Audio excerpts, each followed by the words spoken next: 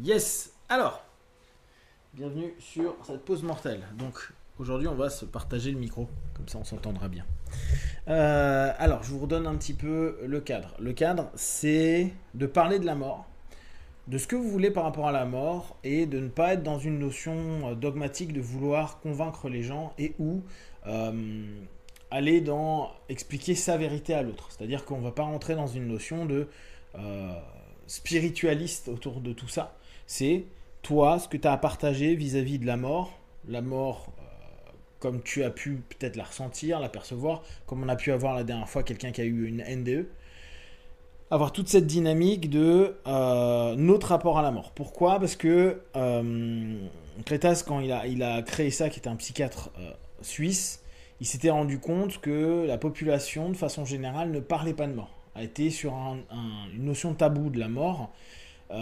Et même quand ils avaient vécu la mort, qui étaient proches de la mort pour plein de raisons, parce qu'ils faisaient partie des services comme les pompiers, etc., il y a une espèce de non-expression de ce qui a pu être vu au travers de la mort.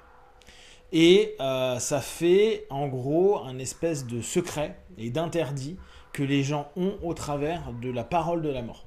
L'idée de faire ces pauses mortelles, c'est pour ça qu'on le fait sur un laps de temps qui n'est pas très long, mais fréquemment, c'est justement pour pouvoir un peu en parler, un peu pouvoir lâcher ce qu'on a envie de dire au travers de la mort. Et les autres, nous en l'occurrence, on peut poser des questions, mais on n'a pas à donner un jugement ou un point de vue où tu as raison, tu as tort. On n'en sait rien et personne n'en sait rien. Donc, c'est comme on disait la semaine dernière en hypnopapotage, on parlait de vie après la mort. Les personnes y croient pas. Les personnes adhèrent à tel ou tel truc. C'est pas ça qu'on est en train de mettre à plat. Ce qu'on est en train de mettre à plat, c'est la juste expression que vous pouvez avoir au travers de la mort. C'est tout. Vous pouvez parler d'une expérience que vous avez vécue, de ce que vous avez vu, des peurs que vous avez, des choses, des deuils que vous avez fait ou pas fait. Différents éléments. Vous êtes libre tant que ça parle de la mort et du rapport que vous avez à la mort. Au travers de ça, vous pouvez être complètement freestyle à ce niveau-là. Vous parlez de ce que vous voulez. C'est clair pour vous? Qui veut commencer?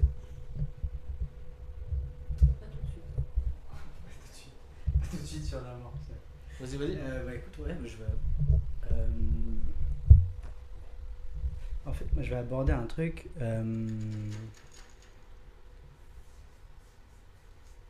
Ouais, alors attends. J'ai besoin juste d'un tout petit peu de timing. Ouais.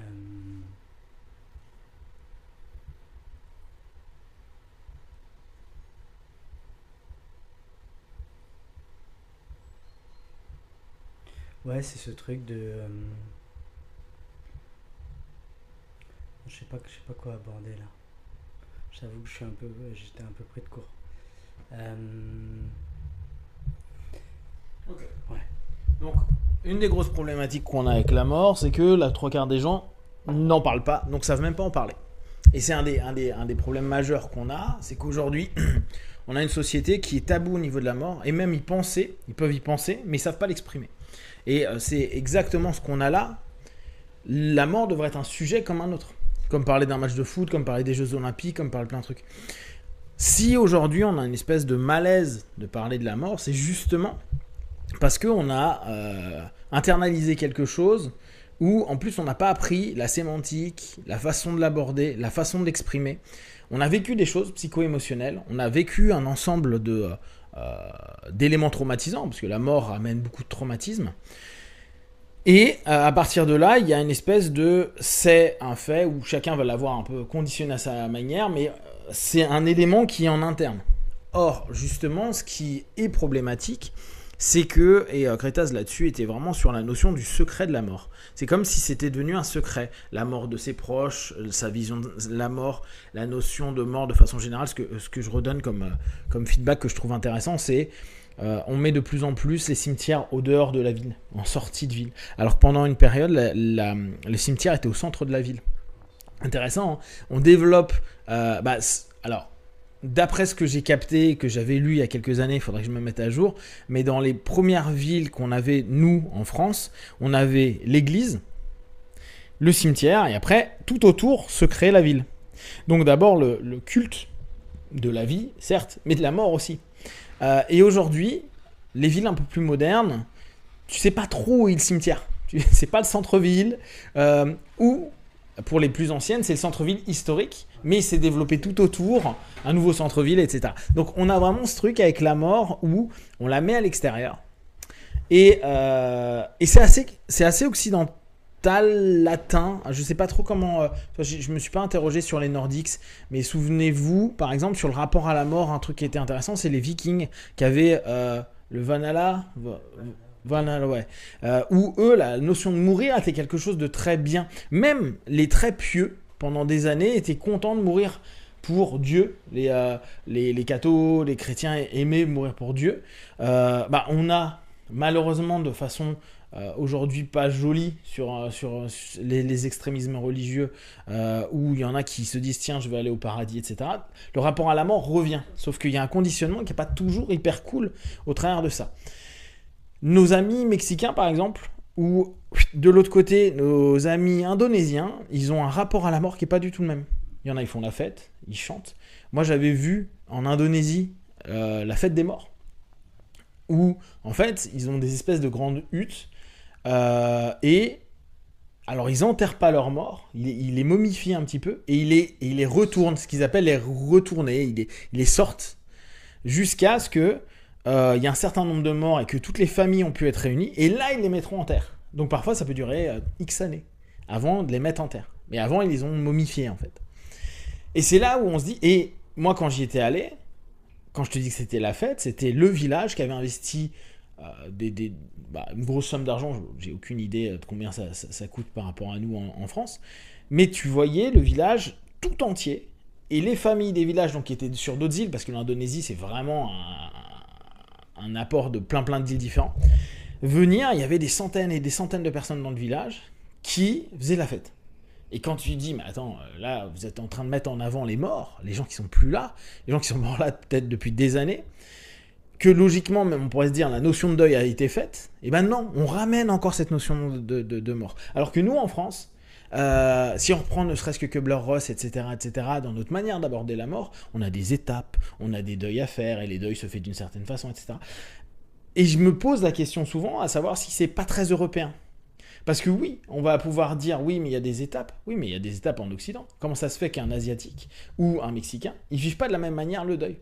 Parce que culturellement, la mort, elle va pas être amenée de la même façon.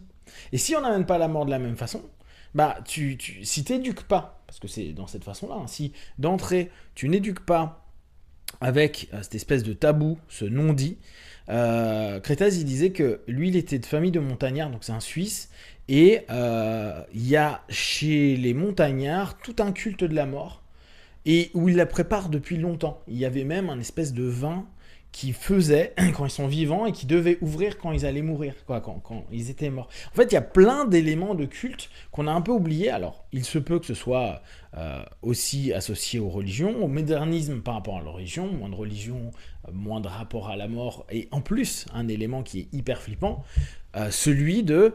on est immortel, on peut devenir immortel, on est moins malade, on a moins de morts autour de nous à longueur de temps, il y a moins de maladies comme on a pu avoir pendant ne serait-ce que début du 20e, hein, où il y avait des épidémies, des pandémies, quoi. Tout ça, on connaît maintenant le nom, mais on n'a pas vu des gens disparaître parce qu'ils avaient respiré quelque chose, ou tu vois, moi, j'en parlais avec mon père, mes deux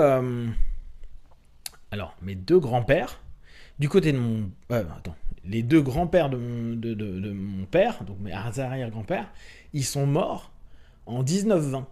Pourquoi 1920 ? 14-18. 14-18, il y a eu quoi ? Le gaz moutarde. Et ouais, gaz moutarde.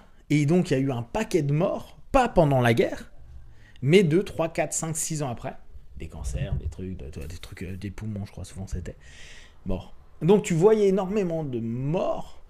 Et c'était au centre de plein de choses. Et c'est intéressant de voir comment le fait qu'on ait moins de guerre, alors toi ça a été différent vu ce que tu as vécu, mais nous en Occident, en France, regarde, on est en tension parce qu'il y a une guerre qui se passe à 30 000 bornes, 2500 bornes de chez nous, mais on n'en vit pas depuis longtemps.